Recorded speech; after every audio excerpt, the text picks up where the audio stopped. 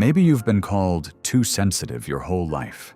Look at this Maybe mess. people told you, you think can't. too much. Pathetic. You take things too personally. What do you want? Why are you crying over something so small?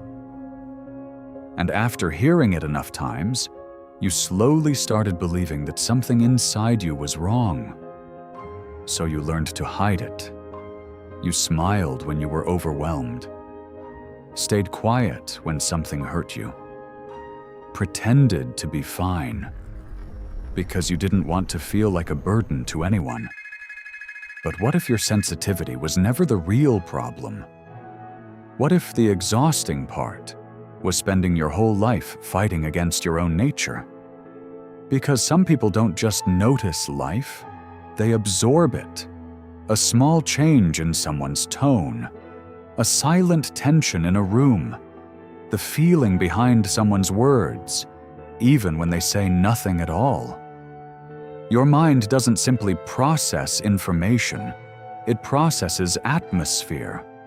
And science actually confirms this. Some brains are genuinely wired to experience emotional information more intensely. People with high emotional sensitivity often have stronger emotional mirroring, deeper internal processing, and nervous systems that stay highly alert to emotional signals long after everyone else has moved on. Which means, while others quickly move past an experience, your mind keeps returning to it, turning it over, trying to understand everything completely. Not because you're weak, because your brain was built to go deeper. Sometimes this comes from personality, sometimes from survival. Many emotionally sensitive people grew up in environments where emotional safety felt unpredictable. So, without even realizing it, they became experts at reading facial expressions, shifts in energy, emotional distance, the weight of silence, the shape of disappointment. Not to be dramatic, to stay safe. And after years of living this way, sensitivity stops feeling like a response. It starts feeling like identity. You begin adjusting yourself constantly, saying the right thing, acting easygoing, keeping the peace, hiding your needs, shrinking yourself so others feel more comfortable.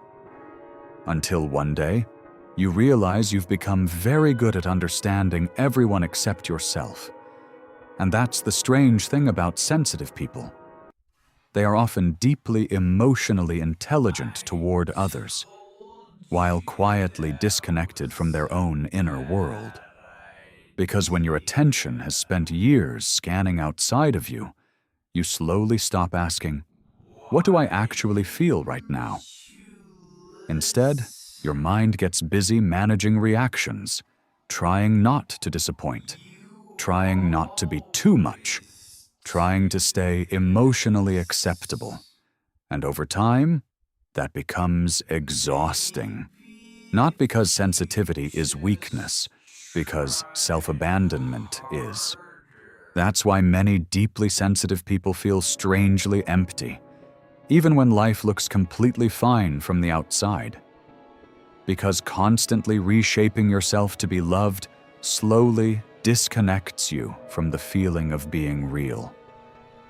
And this is where most advice fails. Just be more confident. Stop overthinking.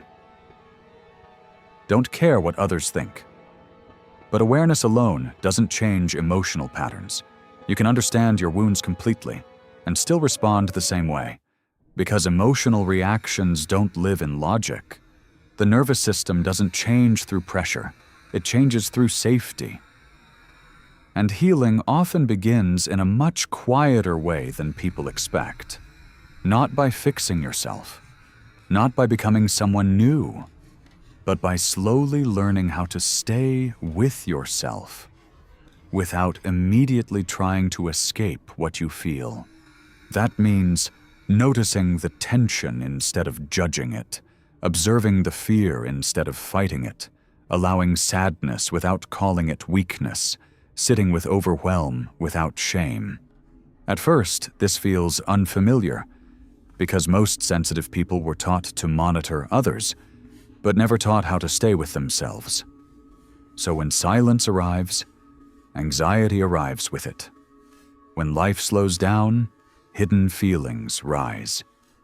And that's why so many people keep running, scrolling, overthinking, chasing validation, staying busy, staying needed, because stillness often reveals the emotions they've spent years outrunning. But eventually, there comes a moment where you get tired of performing stability. And instead of asking, "How do I become less sensitive?" you begin asking, "Why have I spent so long at war with myself?" That question changes everything. Because true healing doesn't begin when you finally learn to control your emotions. It begins when you stop abandoning yourself inside them.